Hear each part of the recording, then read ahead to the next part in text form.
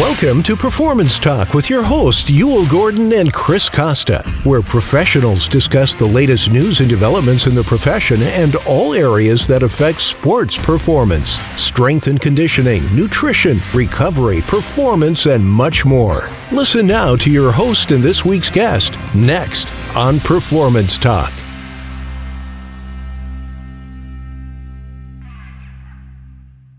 Ladies and gentlemen, welcome back to Performance Talk. My name is Yul Gordon. I'm here today with Mike Israetel, long line of accolades and credits to his account, but I'm going to let him tell you how he got started. Mike, how are you doing today? And tell the audience how you got started. Hey, well, thanks for having me on, man. I'm doing well. I am Good. Recovering from surgery, but I'm on the good end of that recovery now. First little while was tough, but now I'm feeling better. And well, glad to hear that. Thank you. And let's see. I don't know. I started wrestling when I was in high school, and that kind of opened my eyes to the idea that performance matters. And I began to sort of think about, okay, I need to get stronger for wrestling, and I started weight training, and that became kind of a lifelong passion. I ended up going to school and switching my major to kinesiology, movement science at the University of Michigan. And at the end of that process, once I got my degree, I got my undergrad, I was already competing in powerlifting, and that was really, really fun. And I was really obsessed with trying to get as strong as possible. And so I realized I didn't know enough. And so I went and got a master's degree at Appalachian State University, went to work as a personal trainer in New York City, and realized I still didn't know enough. So about a year after that, I enrolled in a PhD program with Dr. Mike Stone at East Tennessee State University, and then got a PhD. That was an incredible journey because that's where I learned a ton of stuff. That's really where I became quote unquote Dr. Mike in a literal sense, because that's what they call you once you get your PhD, right. But also in the more abstract sense, in the fact that I really started to understand holistically the idea of sports science, the idea of formal attempts at improving performance in a variety of tasks and improving outcomes. And then I became a professor. I was a professor for a long time, competitive bodybuilder, started, co-founded with Mr. Nick Shaw, my colleague, RP Strength, Renaissance Periodization, the company, and did that for years and years, still doing that. It's doing great. And then we started doing YouTube stuff about 5 years ago, and that has since taken off. And now that is a big deal, sort of, and we're still running RP. Have a suite of digital products, 2 apps, a diet app, hypertrophy app, and I consult various folks at various junctures. I've coached a lot of people over the years, and probably the toughest client I've ever had was myself. And of course, that may be true for most people. Of course. Well, let's start back in high school. You're wrestling, and I had a high school wrestling career also, but you start to you start to realize that, there's more to strength than just, maybe what you thought. Maybe, okay, I need to go to the weight room to get stronger, but man, how do I work on my endurance? And I'm not talking about aerobic endurance or that type of stuff. So it's an eye opener from the perspective of there's just so much. Yeah, there really is. I did not know any of this back then, and nor did it cross my mind. I thought simply people who lifted had more muscles and less fat. And since fat doesn't produce any force, muscle does. And since everyone who's better than me, for the most part, is more jacked, then I should start to look like them. Yeah. But in reality, especially wrestling, technically all sports, some more than others, have a series of demands and requirements. Yeah. And so, for example, strength, and then there is various different types of endurance that are associated with that. There are flexibility and mobility demands, and then there are psychological demands as well. And all of that is actually constrained by at least a few things. One is body weight. Yes. because you just can't just get as big and small as you want. So, for example, some of these things fight against each other. Maximum endurance occurs for many humans probably around a body weight of 130 to 150 pounds. Maximum strength for most humans occurs at about 400 pounds, if you think about it. Right. And so Right. automatically you have a kind of a clash there, and you have to choose your priorities wisely. And then another really, really big constraint that had only occurred to me later in my career, and I had to kind of formalize an understanding about this, is how much training can you recover from overall in the week? Ah, good Because, point. and this is actually interesting that you brought up the high school wrestling. I remember there was a lot of motivational stuff thrown our way by the coaches, all of course well meant, right? And it was really Right. Right. deeply embedded into wrestling culture, and it was outwork. That was the idea. Yeah. And another idea that we had, it was kind of a meme that was thrown our way and people really accepted, was, your opponent is resting right now. You need to be working, because then you're going to outwork him. And only later did I realize that, well, what if my opponent is overworking his abilities to recover? And what if I work less, recover better, and actually end up being a better athlete? Yeah. Is that possible? Yes. Is it probable for high school wrestlers? No, most high school wrestlers probably work more and they'll be better. Yeah. But Yeah. eventually, as I matured in my training and as I trained more and more, there's always the idea in most athletes that are very motivated that if I just do more stuff, then I'll get better. And that is absolutely true to a point. And then after you pass that point, which is your total maximum recoverable volume, after you exceed that, you actually just get worse and worse the more you train. And that Yeah. was a humongous revelation for me. So most sports from a performance perspective is balancing every single kind of training that you need to address all of the fitness qualities that you need and the technical qualities that you need, and fit it all into your total weekly ability to recover. And that is not, because it's actually, once you say it out loud, makes sense, but it's not apparent to most people. And it's also difficult to figure out in practice exactly how much training ends up getting you close to that number. Yeah. Where's that point? And especially if you're that person in an individual sport that trains by himself, I'm going to tell you, I, I hate to date myself age wise, but I'm probably 10, maybe 15 years sooner than you coming through wrestling and weightlifting and everything. It was, the things I was looking at were 1970s, because the 80s were my kind of time period. Sure. And it's today, it's completely different, but a whole lot the same. Same. You still have to show up and train really hard. Yeah, there you go. The resources available to you knowledge-wise now are look, now that we have ChatGPT, it's a completely different world. I remember watching episodes of, have you ever seen the show Stranger Things? Yes.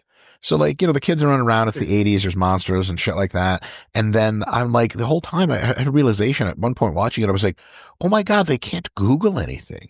So they're completely isolated information wise. They might go to a public library or something like that. And then as of 2023, 2024, Google is fine, but now you just go talk to AI and it just directly answers all of your questions. Yeah, answers your questions, just like it's standing right next to you. Just like it's standing right next to you. And so we're now like 2 revolutions away from what you and I both experienced. And my time was for wrestling and stuff was the 90s, right? 80s and 90s respectively. I mean, I remember there just wasn't a lot of stuff to look into if you were curious about how to improve your training and recovery. There were some books, maybe you could go to the library, but how many books at the public library talk about training in depth? I mean, 2 or something. So you had all the magazines that were out at the time. Yeah. You mean the bodybuilding magazines? Yeah, the bodybuilding, the powerlifting magazines, all the, for me, it was like, man, the reason I jumped into the academic part was I don't know what I'm looking at here. And if it's real, if it's something that I should do, sounds good. Sounds good. But should I be doing this? Yeah. It's really wild because, that is a very similar thing that brought me into the scientific approach. Was I did read the bodybuilding magazines, I mean, and Powerlifting USA, I read that for like a generation straight, cover to cover, every single issue of Flex magazine and Muscular Yep. Development for years. Flex. And, eventually they started doing literature reviews and stuff, which was really good. But for a while, it was just kind of like some bodybuilder says, hey, do this. This is what I do. Yeah. And you have to kind of build out your world model in your head for what the training space looks like, brick by Exactly. brick. You're not quite sure if the bricks are real, Right. someone gives you a brick to build a house and you're not sure if that brick is a very rectangular and perfectly set, Is it going to or, fit? Yeah. or if it's like half broken, or if someone tells you they're putting in a brick and it just never happens because that knowledge is make believe. I mean, that's one of the worst things is incorporating knowledge into your world model about how to train. And then later, maybe a year later, 2 years, 5 years, 10 years later, looking back at that fact and going, oh, that's actually wrong.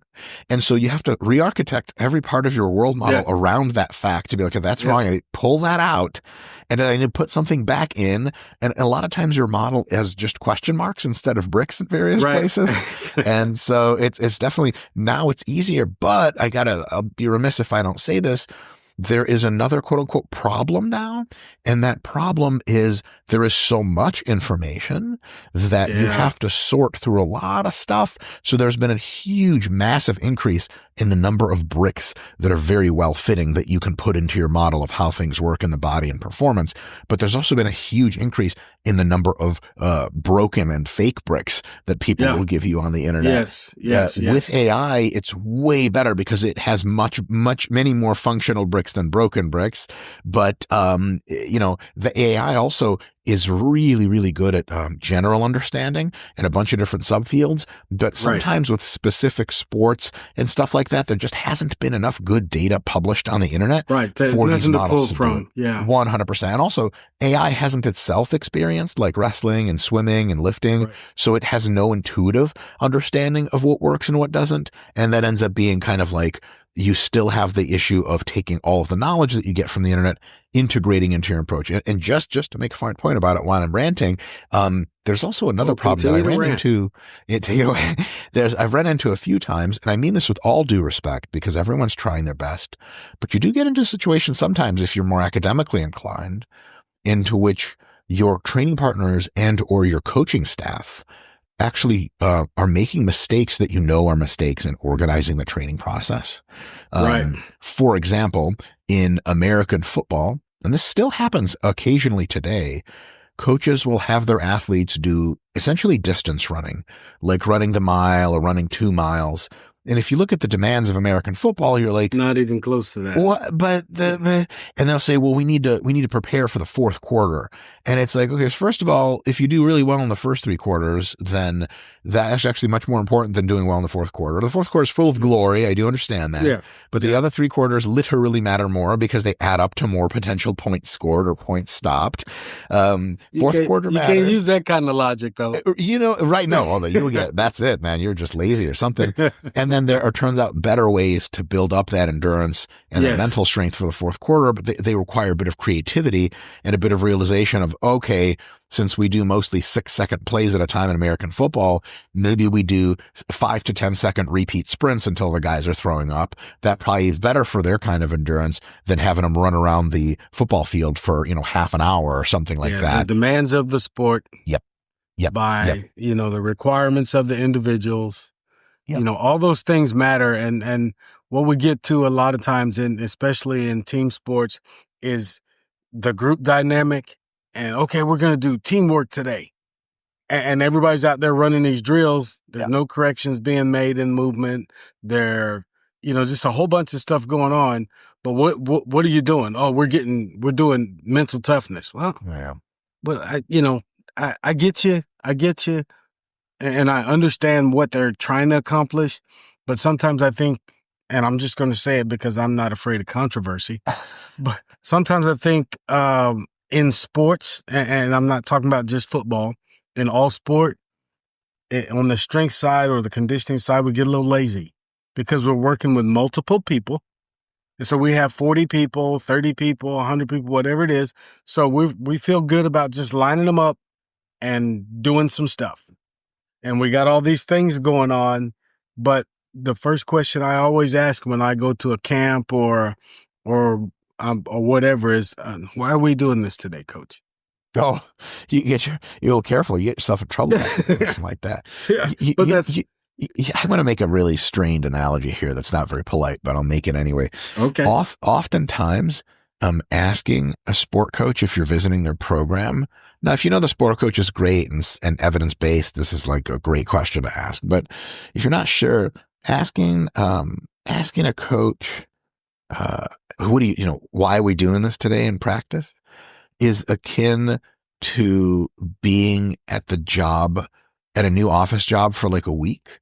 And Yeah. there is like one of the secretaries has a picture of herself on her desk that so she's much heavier and now she's much lighter. And you're like, so how was the weight loss? Like, it could be a really prickly Yeah. subject. Yeah. She could be like, well, I've actually been dealing with cancer. You're like, oh, God. Yeah, you just stepped all over that one. Pretend I didn't say that, close the door, run away. And Yeah. so, because I've done that myself a few times where, here's a really fascinating thing that maybe viewers would like to hear, because you and I have no doubt worked with pretty high level folks, high level teams. And I think there is an assumption in the mind of most regular folks that are fans of sport or just kind of know that elite sport exists, that everyone at the high level, it works like our stereotype of like the Rocky versus the Russian training team. Yes. Like science and needles and EKG machines and everything's precise and thought through. And that's sometimes true, but you'll be surprised how often coaches get to very high positions just because they're very sociable. They're very good with the guys and they're very good friends with the athletic director or the main sport coach in football, for example. And then they get in and they're the head strength and conditioning coach at a D1 program. And it turns out like they don't know as many things as you would have thought. And then if you ask them, hey, why are we doing this today? They, at the same time as they're answering you, realize there is no actually good reason for what they're doing. They're just going on vibes. And as they're answering you, they realize you're the science person, and implicit in your question of why are we doing this today is, tell me the logic of what's going on. Imagine this is a ridiculous analogy. Here we go. Imagine someone had somehow, like, we would magic 8-ball and we went back to the first time that you put the moves on a girl and you were starting to make out with her, all consensual, of course, right? And then we had like 5 seduction and sex and sexual psychology experts later zoom in on that and be like, all right, so why did you make this move? And you'd be like, I don't know. No idea. Know anything. Yeah. And so luckily you don't care because we're 15 or whatever, nobody cares. But there are folks operating at a very high level for whom the question of why are we doing this today, coach, ends up being that scenario where they realize, I just kind of felt, it's kind of felt like it. I literally remember coaches coming in and being like, man, today's one of those days, let's do sprints. And you're like, but the body needs a certain scientific dose of, whatever. And I got you. You can't argue. You know what I mean? It's a bag of worms every now and again. And you know what? Usually I've asked that question when I've walked in, and the point was to analyze the program. So I have to know the why. Yes. But I go back when I talk to coaches that I've done that with, and I say, okay, here's what we start with when you're building the program is you start with the purpose. Yes. And then you drill that down every day to where you have a purpose every day. And then when you look at that, I said, then when you back up and look at that big picture, you can go, oh, we're doing that day. That doesn't make sense. Let's do this over here. Let's make training this over here. Then you can start moving those bricks, as you call them, moving them around and getting them into a better fitting or a more appropriate fitting position for your program. Yeah, that's a big deal. It's the central organizing principle of all athletic interventions is the needs analysis. Yeah. What are we doing and why are we doing it? What is the ultimate purpose? And it's interesting too, because there's hierarchical levels of knowledge in sport training, and the entire hierarchy ends up at a tip. And that tip is winning games in American football. How do we do that? Well, we need certain kinds of bodies and certain kinds of skill sets and certain kind of mindsets. Okay, what parts of our training are training all of those? And we need to stay constrained within the maximum recoverable volume of our athletes. And we need to attend to different positions and all this other stuff. And it works the same way for all sports. But one thing that I used to tell students and athletes is every single thing that you do in your sport intervention and your training and your recovery and everything needs to be able to be answered. How is this making me better, in a way that is pretty straightforward and your grandmother should be able to understand if you explain it nice and slow and in simple terms. If you can't do that, we might have a problem. Why? And folks listening to this might be like, what? Like, well, of course, that's like almost a tautology. Like, it's not, I promise you, because so many athletes and so many coaches do things simply because it was things their coaches and athletes did before, or it's just what people do in the industry, like, running, suicides or something like that in basketball. Why are we doing this right now? And 300-meter shuttle for a test. 100%. I'm like, why are we doing 300? Why are we doing this? And a lot of times the actual answer is a little bit unsettling. The actual answer could be like, the coach was upset with us at practice and decided to punish us with drills. And here's me going on a little bit of a rant. Let's go. Keep on going. I'm on this rant with you. Oh man. First of all, if you're gonna punish your athletes, you want to do it in a way that recognizes, and this is something that we were able to convey to a bunch of coaches at East Tennessee State to really good effect. It's cool to be upset with your athletes. They're lazy this week. They stayed out too late. They partied. They violated some kind of, like collegiate code of conduct or something. Get after them. Do you guys swear on this podcast, or minimally, or no swearing, or what's the policy? Do what you do. Bitch ass little kids, every now and again, you just gotta put it on, right? Yeah. But at the same time, what you're targeting with the mental intervention is the mind. And you have to realize these athletes' bodies are the athletic machines that they will take into practice and play. And so if you're going to punish them, you're punishing the mind, but you want to do it in a way that does not affect the body. Imagine, you're like running some laps in a Formula One car and your lap times are off. You get out, you kick the car. Motherfucker, are you crazy? That shit costs $1 billion. Don't you kick that car? Stop kicking the car, man. Kick yourself or something. As a matter of fact, don't kick yourself because you're the tier 1 driver. We need you next weekend. Exactly. So how do you punish athletes? We came up with a really good way at the end of the day, which actually Dr. Mike Stone told us, is here's his thing. You want to punish your athletes? Sit them down in the conference room and have them write a handwritten 2-page essay about why what they did was wrong. Athletes hate writing essays. It is pure torture. And they're going to be like, I'm never stepping out of line again because that was awful. At the same time, you get to punish them, but also you get to conserve their physiques. I mean, we've had punishment of athletes be like 100-meter repeat sprints until all of them fall over. What are you doing? They need their legs for volleyball practice tomorrow and then the game in 3 days. Yeah, so we're conditioning them. No, you're not. Right. No, yeah, like for conditioning for what? They'll be fine at doing 100-meter repeat sprints. The volleyball court happens to be 5 meters. Exactly. So that is one of those things where just because that's how punishment used to work back in the day, people will do that kind of punishment, and it'll never occur to many people that, now hold on a second, how does this fit into the constraints of the sport? How does this make sense overall? Another thing that I remember thinking about this very early on in high school wrestling. They were, coaches were upset with the team, and so they punished us with more like physical fitness stuff, like push-ups and burpees and stair climbs with a person on your back. And I remember thinking, I remember telling the coach, and they were kind of like, shut up, Israetel. But it was, if physical fitness makes us better, right? It does, right? These drills are ostensibly at least supposed to make you better. Why are we punishing people with the stuff that makes them better? Yeah,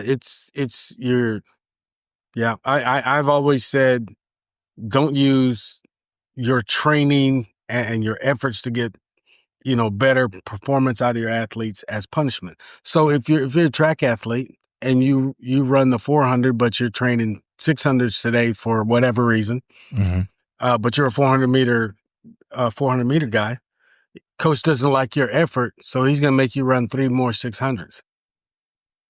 What for? You're not going to get anything out of that. I mean, you'll get fatigue out of that for sure. Fatigue and maybe something strained. Yep. Or I've seen, and I know you've seen it also, Mike. But I've seen athletes, and I'm watching these sprints go in their conditioning session, and I'm watching athletes. They're starting to teeter and they're starting to wobble, and I say, he's going to pull a hamstring. Yep. Or he's going to strain a hamstring, or he's in trouble because what's going on mechanically, that Achilles tendon is not good. We need to, coach, we need to bring it down. Yeah. I literally saw one kid's calf cramp. I said, coach, cut it out. And he ran 2 more sprints, and I was trying to pull the kid off. I was helping the AT at the time, and coach said he needs to run. He's the laziest one out here, blah, blah, blah. And this is he ended up, straining his Achilles tendon pretty bad. Jeez. It was pretty bad. The Achilles tendon is kind of useful in sport, Yeah, kind of, a little bit. You kind of need that. The real question comes back to like, okay, so how do you quote unquote punish athletes? And right. My favorite approach, and I hate the punishment idea. I just hate being the guy to do that. Right. But my favorite approach is 2-part. One you do normally, the other you do when stuff is really, really bad. The normal one is to just you and the athlete have a chat by yourself. Right. And you basically go, dude, what's going on?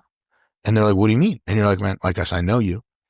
And I know you are not giving full effort today. You tired? Do we need to get more rest days? Serious question. Yeah. And all of a sudden they're like, oh crap, coach knows. And that one-to-one, eyes to eyes look. Yes. Very candid. Yes, I am big on that. Oh yeah. Hey, do you want to be here today? You got something going on? Do I need to give you a break? 100%. Because I'm not getting out of you what I normally get. 100%. Yeah, I'm with that one. I'm with 100%. That one big time. Huge. And then the nuclear option is to do that to either the team or select few athletes in front of the whole team. Yes. That is a thing that athletes do not like that. And it doesn't hurt their physiology or anatomy at all. It hurts their pride a ton. And then these motherfuckers got to wake up to the fact that we're out here on a mission. It'd be like, I'll be like, stop practice or something and be like, John, Phil, winning's old news, right? We don't like to win. Why are we trying to win? And they're going to be like, well, what do you mean, coach? Like, wait, no, you're slacking off, right? You're slacking off. And their heads hang down. I've seen you better multiple times than you are today. 100%. They start to, their heads go down. I'm like, right? Like you guys, like third place is cool, right? We go to third. You look around the team, everyone's hanging their head down. Like, why are we, the conference championship's overrated? Like, dude, I go all the way with this shit. We don't need to win the conference. I go deep. I'm like, hey, listen, a week after the tournament where we take 5th instead of 1st, like we're seeded to take, you guys have a good time. You go back home, school's over, you smoke weed with your friends in the car, have a great time. You're young. Everything's good, right? Everything's Gucci. Everyone Gucci, right? And everyone's just like red, looking down at the ground, shaking their heads. And the captain's like, no, coach, we want to win. Like, oh, big dog, we want to win, huh? Well, what are we going to do about it? And then you rah everyone, and then everyone's on the same mission again, and everyone goes. Because we're here for that needs analysis applies to every part, including why do we do Division I wrestling? It's to win stuff, fellas. We aren't here for our good time. Yeah, it's on every level. The objective is to win. 100%. For everybody in the organization. Yes. This is what we do, gentlemen, to make sure that we finish that process. Now, if I'm winning, that means you're doing your part. Yep. If you're winning, that it ends up on the stage. Yep. Okay, so or on the podium or wherever we do the awards or on the mat or on the 50-yard line. When you're celebrating that championship on the 50-yard line, you won. All your training, all your everything, you won. And the whole program won. Yeah. 100%. Okay? If you 100%. That's one of the things I use. I'm like, okay, Why'd you come to the University of wherever we're at? Mm, Oh, we came because they had a good program. Okay, you think the program's good? Yeah. Yeah, okay, cool. What do you like about the program? Man, they a winning culture, coach, and they give me all the right answers and everything. I'm like, okay, so how you think that happened? It wasn't what I just saw out there. yeah. I mean, if what I just saw in the weight room or during the conditioning session, if that was it, Yeah. that's not how they got all those No. trophies over there. No. So what do you think needs to happen? Yeah. Ooh, So that's I'm tough. like you in a lot of ways. I put it back in their lap and go, what? Yeah. You know, what do you think needs to happen? But Yeah. that's great stuff, man. Another one real quick is I'll tell them straight up. I'll be like, fellas, real talk. I don't care. I go off to my professor job after this. I got a whole career lined up. I don't give a shit. I don't give a shit if we win. We win is sad for me for 15 minutes on the bus ride home. And then I'm good, man. I got my whole life. You guys good with this? You good with the 4 years you poured in this program? You good with second place? Of course they're not. Of course they tell you, no, coach, I want to win. And then it's a good realignment strategy for everyone on the team mentally, because hard training, imagine everyone's motivation and intent and purpose psychology is a straight line, like just going like this up, and right. Victory's up here. Everyone on the team is like a Spartan, like a centurion, like Right. all straight aligned lines. You train people hard enough and they get enough distractions from girls and alcohol and school, and then all these straight lines start to weave a little bit, and they slow down a little bit, and they hit each other and stuff like that. And what you need to do in one of those real talks is get those lines to go, oh, that's right, we want to win. And everyone's in a straight line again, going back up, hitting that finish line at the same time. Yep. Good point. The man, we could probably do the rest of the session with the subject we're on now, but I want to go a different direction. No, it's okay. The academic side, why it's important for young professionals coming into the profession to really seek that knowledge early and to really take it seriously. I talked to one group not too long ago, and it was like, why do you need a master's degree to do X? Whatever X was. I can't remember what it was now. I said, well, if you're talking to your medical doctor, do you want them to be educated? Do you want them to have a license? Do you want them to well, of course, When it matters. of course, Dr. Gordon, and that's important. I said, now, so the guy that's going to have the next most effect on your body as an athlete or whatever, or you're a professional having that next most effect on someone's body, I said, would you want them to have a 2-year degree from Catfish Creek, Arkansas, that's not accredited? You know what I mean? And kind of gave it to them like that. And they were like, well, I said, the reason it's important, and the reason that the professionals or the professions have decided we're going to go here to this level academic wise for whatever we're coming out with, is that there's a need for more coordination. There's a need for more knowledge. There's a need for more everything to make sure that guys are qualified who are affecting your body. I can come in here and run you till you puke, and I don't know necessarily that that's good for you. Or we can have a planned, well thought out conditioning program that gets you from point A to point B by the time the season comes around and you're ready to go. But we can't do it all on the first day. No. So the reason people are educated and the educational demands are placed and the academics are important for you as a young professional is that you're liable for a whole bunch of young bodies. Oh yeah, man, there's so much to this. There are two ways to think, both equally valid, about credentials and knowledge that you bring to your profession as let's say a strength conditioning coach, for example. One of them is what you just described, which is there is a standard in real life, and you want to be as close to that standard as possible. You need credentialing, you need formal education in order to rise up to that level where you're bringing your A game and you're giving all the information that your athletes need and being able to design well-executed programs. I like to think about it every now and again also from a different perspective, from the opposite perspective of, let's just real quick say, there's no such thing as mandatory education. You can be hypothetically an amazing strength and conditioning coach. If you've never gone to school or read any books, you're just real smart. You really paid attention when everything was happening in your life, in your own sport history. You're a great intuitive thinker, and you sort of piece together a really great program. It's possible, right? Yes, it's possible. But as a person trying to do their best, don't you want to bring the most weapons to battle that you can? Like, it's not a matter of, well, you're not degreed, that's bad. It's a matter of, don't you want to be degreed because that's good? If you're playing a video game, makes perfect sense, right? If you're playing a video game where you have like an attack jet or like an attack helicopter, like an Apache, do you want to come in just with guns, or do you want every single kind of missile and bomb on your winglets possible? Which one do you want? Which one's going to make you better at battle? Do you want 8 options or 1 option? Right. And so if you have a great degree of education, you're just building more weapons on your wings that you can shoot at the enemy. You know more stuff and you're going to be better at your job.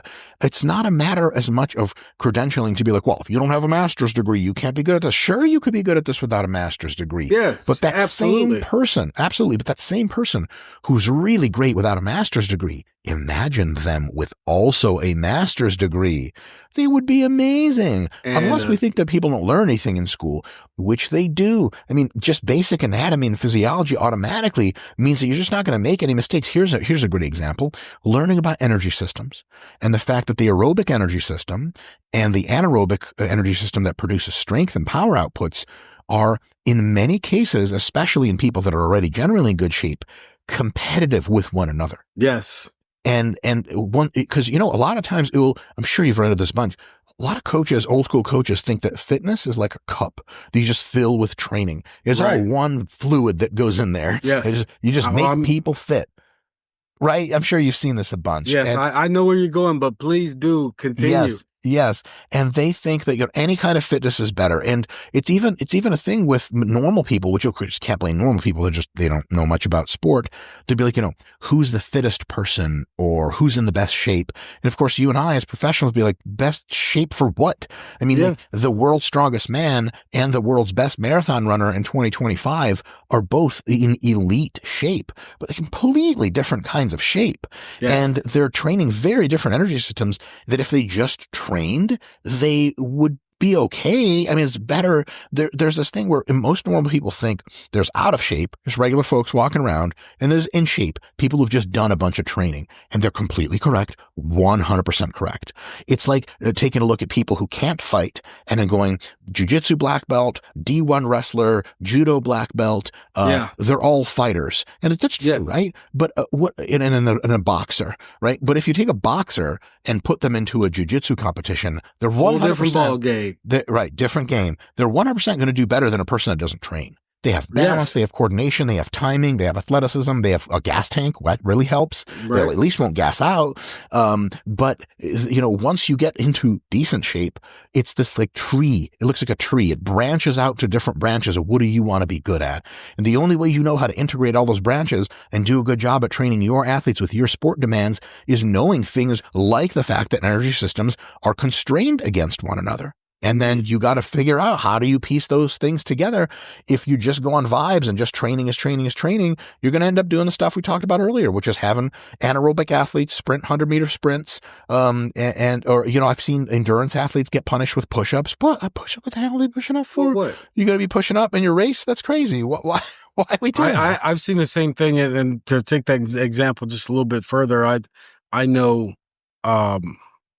soccer teams, and I've seen this really with the female soccer teams more than males, but all these girls can run marathons and they run and then they get out on the soccer field. Coach can't figure out why they're gassed. I said, Coach, you've not trained any of the energy system that is prominent in that sport. Yeah. He said, but they got to be aerobically fit. I said, you're correct, but how aerobically fit?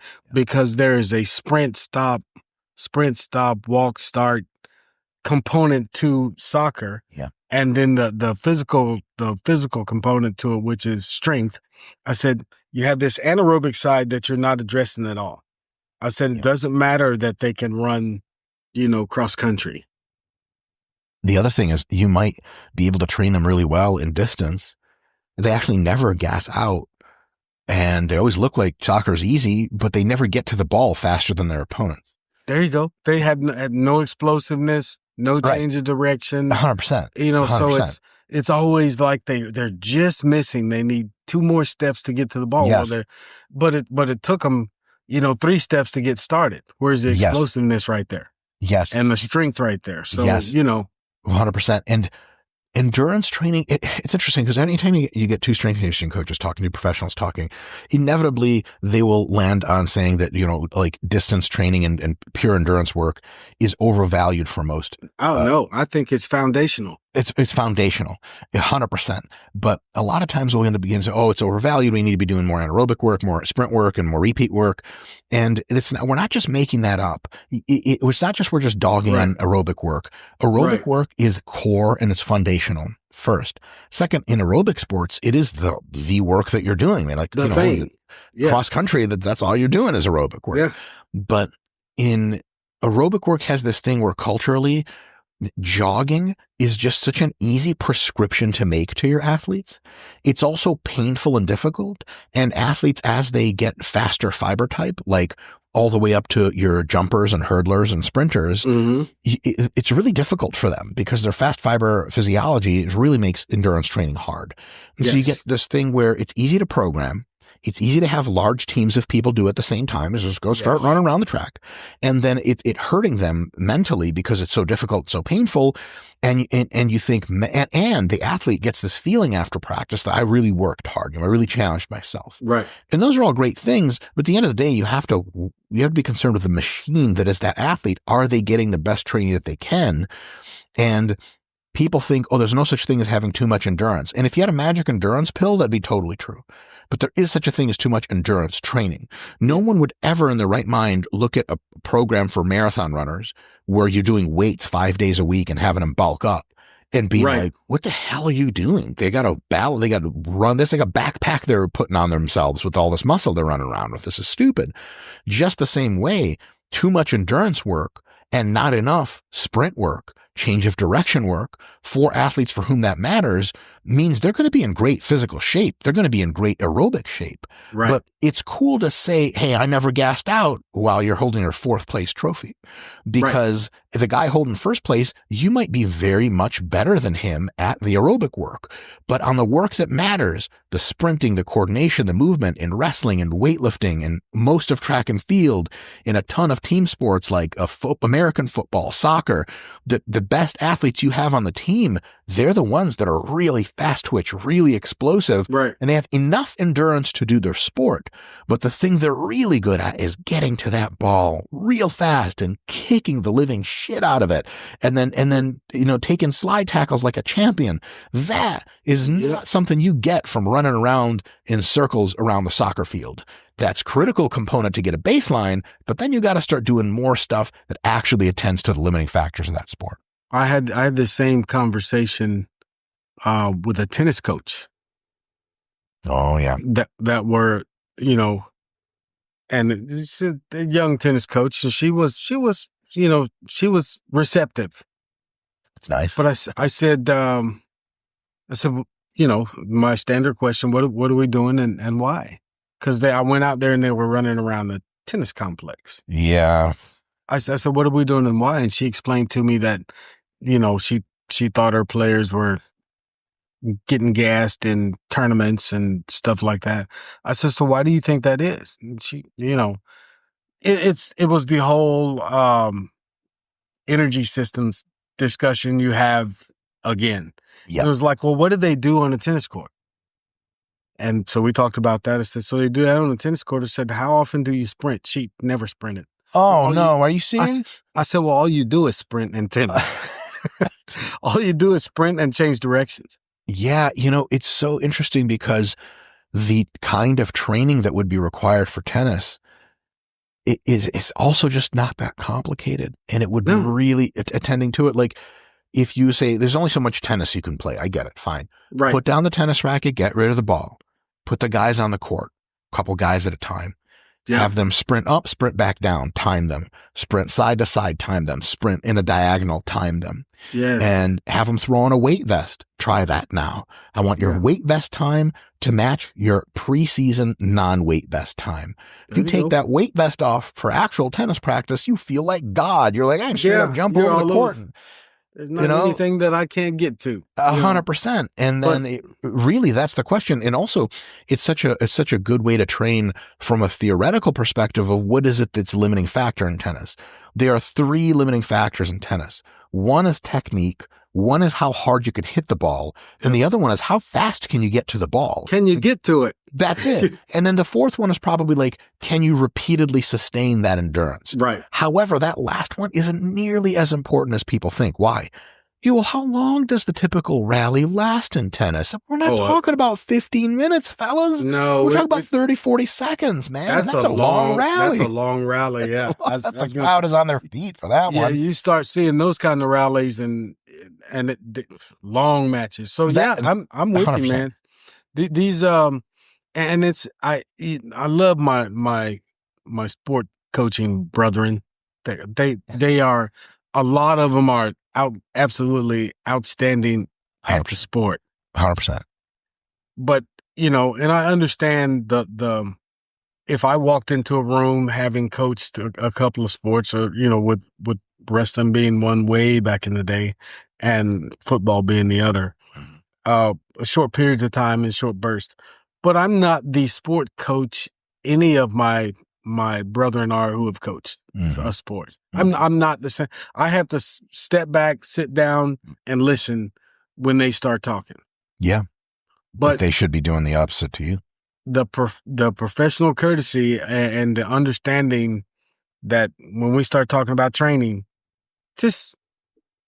I don't ask for much. Just listen one time. Sure. And see if it makes sense. And if it doesn't make sense to you, ask yourself why. You don't know something, I can help you. Yeah. You don't want to know something, that's different. Yes.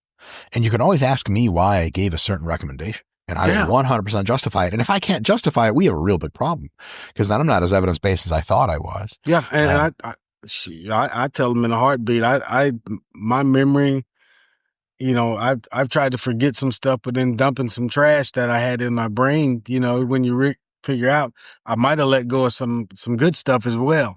Sure. But here's the point. The point is when you allow yourself to listen, you learn. Some people don't allow themselves to receive. You understand what I'm saying? Oh yeah. The thing is, most people, most athletes, and most sport coaches are really good. And I think a lot of coaches that aren't really great yet have to realize that the very best sport coaches are already doing all the stuff you and I talk about. The best, at the NFL level, very few of the sport coaches are going to walk in to strength and conditioning and be like, stop doing all this. It's all wrong. They trust their staff. Matter of fact, they thank God for their staff, because that is one thing they don't have to worry about. In American football, the head coach doesn't even hardly coach athletes one-to-one in many cases. He's a strategist. Like you got O-line coach, D-line coach, you got all the specialty coaches doing their thing, and the strength and conditioning coach is one of those specialty coaches. Yes, indeed. It's like a general doesn't try to plot the whole battle. He looks to his brigadier generals and stuff under him to be like, what's going on at the tactical level so I can understand, so we can all make the best plan together. That's how the best coaches do it. And nowhere in that process is having a big ego an advantage. And I get it. You plowed your trade, you put in the time. Now you're a D1 coach. You go to the McDonald's across the street every now and again, and the people recognize who you are, and they go, hey, coach, let's have a good game this weekend, or they're big fans. They want your autograph. It's great. It's great. It's great. You're awesome. Let that sink in. Let it raise your self-esteem. Bathe in the fact that you are finally in charge. Yeah, you earned that. You earned it. You earned it 100%. You earned it. I'm all for that. all for that. At the same However, time, you are around other coaching staff, assistant coaches, athletic trainers, so on and so forth. It's not so much about, we can look at it as a matter of respect, which is valid. Like, you got to respect the profession. You got to respect that other people know things. But even if you were like, fuck respect, I don't need respect. I don't need respect at all. I'm not a respect type of person. Fine. I hate respect too. As a purely ego-driven, Machiavellian, winner-take-all attitude, having like Stalin, Mao, Hitler type person, you got to concern yourself with the fact that all these people know things that can help you. And if you open up your mind to their ideas and advice, you're going to get all of the advice they have, and you can filter what's good and what's bad and finally make the right call yourself. But if you have your mind completely closed, here we go, you are going to make mistakes. And I was going to say, I hate to bring this up. I don't hate to bring it up at all. Hitler, as a matter of history, from what I understand, was known for overruling his generals. And that is said, yes. Yes, it's the thing that is said, in dictating the battle plan. Well, like, but don't you want to hear from them and what they have to say? They might know some things that could come in really handy. Might help. My athletes get hurt. I look at the athletic trainer right away. What the hell's going on? I don't even know anything about injury. I need them to come help. I want to hear what they have to say. So as a sport coach, it's good to have an ego, but you got to tamper that ego down a bunch to get all the other coaching staff around you to give their wisdom, because that's why they're there. Otherwise, you could have just cloned yourself and coached every single position and every single subject. Yeah,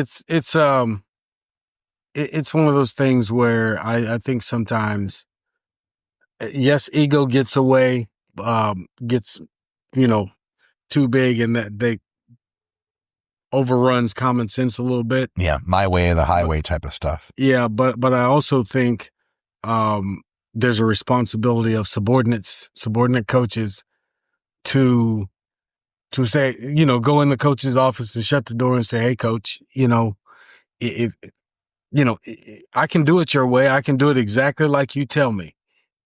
And okay, understand you're the boss and that's the way you want it. But this is what's going to happen. This is where we're headed. And I won't take responsibility. I won't take credit for that, or I'll let you have it all. Yeah. And you start giving it back to coaches like that, or even subordinates in any job you do. When you say, hey, I work for you, Mike, and I have an approach that I use in my gym, and say I brought that in the door. There's multiple ways to do the things right. Multiple ways to do, to get where we're going. You want to use this approach. I bring my approach in and I say, hey, Mike, I think my approach is better. Well, you go, no, you do it you do it the way I told you to do it, the way we do it here, the way I ask you to do it. If I'm not willing to do that, I need to just head out the door. Yeah. Okay. But if Mike is not willing to look at my approach or see my approach, or, then I'm like, why am I working here? I don't get anything from that. You know what I mean? I'm going to do it the way Mike says do it, because it's his building. It's his, you got to realize all those things. That's, hey, Mike, the way I would approach it is, hey, Mike, let me talk to you for a minute. I see we're doing this, da-da-da-da-da. Here's the way I've done it in the past. Here's the way I think about doing it. What do you think about that? Yes. Now we have a dialogue. Yes. A rational, in game theory, they're called agents. And a rational agent is a cooperative agent. Yes. He sees people around him and agents around him as, how do I get the most out of this partnership? Yeah. And it's a two-way street where both agents look at each other like that. And if it's my way or the highway, you have a problem, because you're ignoring the knowledge and helpfulness of all of the other agents around you. And so the best way, I think, to run an organization of any kind, and the best way to get the best outcomes in sport, is to take the hierarchy of I'm in charge and everyone's beneath me and all the people beneath them, completely flatten it out, get into a conference room together and be like, we're brainstorming. All ideas count. Here's how I would do things. Red team this. Tell me what's wrong with my plan. And if it's compelling and everyone in this room develops a consensus, we're going to change the plan. We're going to talk it out. We did that with myself and my colleague, Dr. Ashley Kavanaugh. We did that with Coach Lindsay Devine and ETSU's volleyball program. We walked in her office. We were, Coach, we are 100% on your team. We want to win. She's like, great. We got some interesting sports science stuff to tell you. We're just going to throw it at you and see if it sticks. She's like, great. We just developed a plan together over several hours. And then we won conference that year because everything we told her that she got into, she was like, why? We justified it. She was like, okay. Other stuff, she was like, that's not going to work because that's not how volleyball works. We're like, okay, we're wrong. We learned something.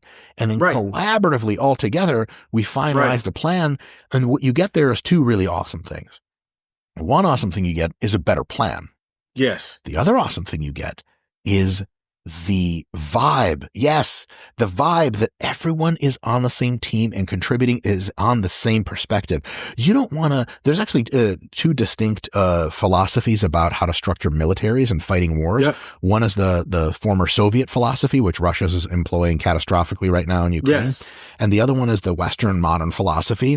The Western philosophy is actually like every soldier at every level gets a huge amount of decisional freedom because like when you have the gun in hand, tactically, you are the expert on what's going on. No general knows better than you what's going on. You're right there. You're allowed to make decisions. Whereas the Soviet method is you do exactly what your high command said, no matter what. And they just like suck at battle because they're just pissing away information. Information is leaking everywhere and they're misappropriating the resources and they don't feel like they're fighting on the same team. They feel like they're being driven to die like slaves, basically. You ever seen the movie 300? Yep, sure have. Like they literally had a slave army and like no one on that Persian army really wanted to fight. You know what I mean? Like, it was... I'm just going to get out here and get killed.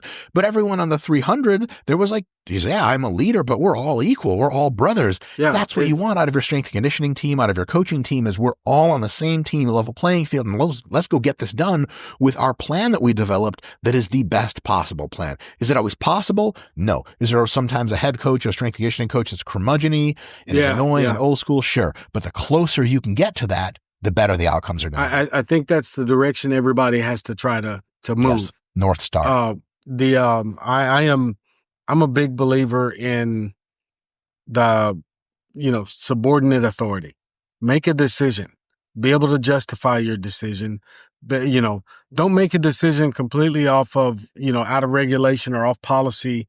Sure. And when you should know regulation and policy. Sure. Don't do that and then try to say, well, I had to make a decision. Well, it was a dumb one. Right. Sure. But by the same token, I'm not going to tie your hands either. No, why would I? Want your best decision-making abilities. That's why I hired you. I didn't hire you just to tell the kids to do what I said you should do. I hired you to make the decisions on the spot that are the best for the team. I mean, imagine being a sport coach where in one perspective, you have a strength and conditioning coach, you just tell them what to do. The other perspective is you have a strength and conditioning coach who you've integrated a plan with, organized a plan with, everyone's on the same page, and then they go do it. It's just one thing you do not have to worry about anymore. Because as a head coach of a program, you got so much going on. You got to meet with the boosters at 3 p.m. You don't even know what the hell they do. Is it a corrupt organization? Who knows? And then, at the end of the day, if you have trusted subordinates that are executing their own version of the plan you guys all came up with and you trust their logic, you can zone in on just what it is you do as a sport coach. And you can go to recruiting and do everything else. And then you trust your squad. That's the dream team. You don't want to have a situation where you're kind of the dictator and everyone else is kind of afraid of you and they're sort of doing what you told them to do, but they're not even going to tell you if the feedback on the field is bad. Imagine like we're doing a drill that coach said we should do. The drill isn't working. The guys are getting tired. The guys are getting hurt. But the coaching staff, right, coach said we got to do it. And the coaching staff, they're not going to go talk to the head coach and say, hey, coach, this is happening, because they know he's hard-nosed. They know he's going to yell at them, and they know he's going to just kick him out of the office, say, just do what I say. Look at all these championship rings. If that's the dynamic as a sport coach, you are missing a lot of feedback that you would much rather get. That feedback which is critical. I mean, in my life in leadership roles, military, non-military, sports organizations, it's always been open door, give me the feedback. Yeah. And I've done it multiple ways. We either used, I know we're in such a fast paced, situation a few years ago where we didn't do meetings. We did huddles. Oh, cool. and we did huddles with the leadership, and it started off bumpy. You know, people were used to going to meetings and, well, we have this meeting every blah, blah, blah. And I'm like, okay, that's cool. I get it. But things move too fast here. While we're sitting in a 1 hour meeting, Yeah. things are happening behind us. Yes, in the And world. I have the entire leadership in a 1 hour meeting while these things are happening. So we're going to do a 15-minute huddle. Here's what these huddles consist of, and you need to come with this information. Every time you hear huddle, you got 5 minutes to get where we're going, unless you're already in a superseding meeting or Yep. circumstance where you can't move. Yep. But leadership needs to come together, get where you can hear, be ready to provide input. Yeah. I give you the task, the purpose, and the time, or I give you the problem and ask for solutions. Yeah. And when I go around the huddle, everybody, you got a minute to talk, because we're only going to be in this huddle 10 to 15 minutes. If you can't summarize the basic points of either an athletic or military situation within a minute, you've got a problem. Yeah, you're in the first place. If you talk a minute, if you talk a whole minute, that's a lot of information. Yeah, you're talking. You know, I like to hear about what we would say 3 lines or 3 bullets. Yeah. Give me the 3 bullets. Yep. Enemies here, we're here. Yep. Got to be here. Yep. Okay, so boom, know that enemies here, we're here, got to be here. Yep. How do we get there? Use this, use that, do this. Okay, good. Boom, let's do this one over here. Yeah. And I go around to the subordinate leaders, and everybody gives me that. Who wrote that down? Because there's a scribe in that. Yes. Already identified. They know you don't bring anything but a pen and a pad. Yep. So, okay, you wrote that down. Now we have a plan. Well, we don't have this. Yeah, we do. You just gave it to me. Yeah. That scribe is going to write all this out using bullet points. We're going to put that out. Yep. We will continue to refine as we move. That's a big one too. A lot of, in the military, you have to refine as you move because there's a real world where combat's kind of a big deal. In the sport might world, be an obstacle in your avenue, in your approach lane. Maybe. So, right? Oops, got to go another way. Yeah, there's a minefield there. For sport coaching, a lot of times, ego can get a little bit out of hand, and ownership and authority can get a little bit out of hand. But I think the best coaches are very process oriented. Yeah, I would say that. But collaborative, in the sense that they want to hear from everyone. They might make the final decision, but they want to hear from everyone. And there's nothing much better from your support staff and your subordinates than, at the very least, the feeling they have that they were heard. And part of the process and part of the decision. Yes. 100%. All right, let's talk about all the books, but the latest books specifically, before I let you get out of here and enjoy the rest of your weekend. Oh, thank you so much. Latest book, what is it? The anatomy book you're talking about? That one? No, not the anatomy book. You got about 100,000 books out there. I don't know which one's the latest, man. Oh my God. Talk about how we get to your resources that we can use. Sure. Well, honestly, probably the best place to find me is YouTube. And actually one resource I want to direct folks to is, I was on a podcast a while back, a few months back, called the Coach 'em Up podcast. And the Coach 'em Up podcast, I think it was about 2 hours. And you just type in Mike Israetel Coach 'em Up podcast. It'll be in the YouTube. And it was basically 2 hours of exclusively talk about strength and conditioning and sport training for D1 athletics. And that, for this show's audience, is probably one of the better things that I've talked about. And of course, we have we have scientific principles of hypertrophy training book, scientific principles of strength training book, of all sorts of resources at RP. But that podcast specifically, as my most recent kind of big podcast, is really, I think, a deep dive into that world. Nowadays I'm so involved in muscle growth and fat loss and physique and stuff Right. that I rarely get to tee off on sport coaching and training. And the guys had me on, and I was like, I love talking about this because it's been too long. And I was a strength conditioning coach for some time, and I really, really do love that side. So that's probably where I would send most folks, is that podcast, because it is just, it's a lot of ranting and raving, and make sure your kids aren't around in the rooms. There's a few not very nice words for adults, but it's kind of one of those things. Basically in that podcast, I go off on, what is strength conditioning actually supposed to look like for high level athletes? And what are the myths that people bring into the sport and the illusions that they bring into the sport? And I do talk about kind of the brutality of real strength and conditioning. Here's an example. One conversation was, what kind of lifts do we do in the weight room? And I said, for many sports, many teams, it's really basic, hardcore, compound, barbell, movements, the real fundamentals. And people say, well, these are boring. I kind of want to do some wacky stuff, some balance board stuff, this and that. And I say, look, you guys want to be hard, right? Yeah. You guys want to be tough. You want to be the best on that field. Yeah. Well, you're just going to have to get under that bar that's only 5 pounds heavier than it was last week. You're going to have to grind out sets of 5 and deep squats. Yeah. Do we want to do that? No, of course we don't want to do that. I want to be here. That's the hard way. It's hard. So it's tough. Nobody wants to do it, but that's actually how you get better at sport. And it's trippy because athletes at the same time, in many cases, will talk a big game about mental toughness, motivation, doing what it takes, #sacrifice. And on the other hand, they'll get in the weight room and they'll do really good in sport, in their sport practice. On the other hand, they'll get in the weight room and it's kind of like, oh, light up a cig, basically just like, it's like a coffee break. And they'll do some kind of, you ever watch like sport performance athletes train in the weight room and you're looking for where there's a stimulus and there's none of the 45-minute session pushes them remotely close to their limits. They're like, I've seen athletes do like the one-arm dumbbell press line on a bench, and they're at like 50 reps in reserve on each arm. Yeah. Like, are you just here to go through the motions? And they're like, well, why? Or it was like, coach, I completed all of my sets. You've been in here 30 minutes. I completed all of my sets and reps. Yeah. I'm like, so if you completed all your sets and all the reps, where was the challenge? I never saw you struggle.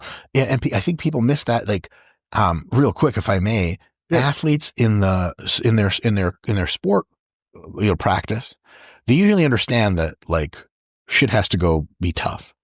But in many of their other endeavors, they start doing what I call the checklist method of training, which is like, okay, I did my body work for PT. I got into the cold tub. Cool. But that's, that's not really an effort, right? Okay, fine. I went and got my meals. I got my massage done. I did my homework. Cool. The weight room is not something you check box. The weight room is wartime. Necessity. You are ducking enemy shells in that motherfucker. Your shit is real. And you got to bring your ego into that place to take that to the teeth and fight the weights. And it's going to be tough. Effort to the limit. And, that's really tough after practice. That earlier that day, you're sore, you're tired. Yeah. Guess what? You don't get to tell people you're a D1 athlete for no reason at all. We don't just pull Joe Bull off the street and put him on D1 wrestling team. You're on here because you're worthy.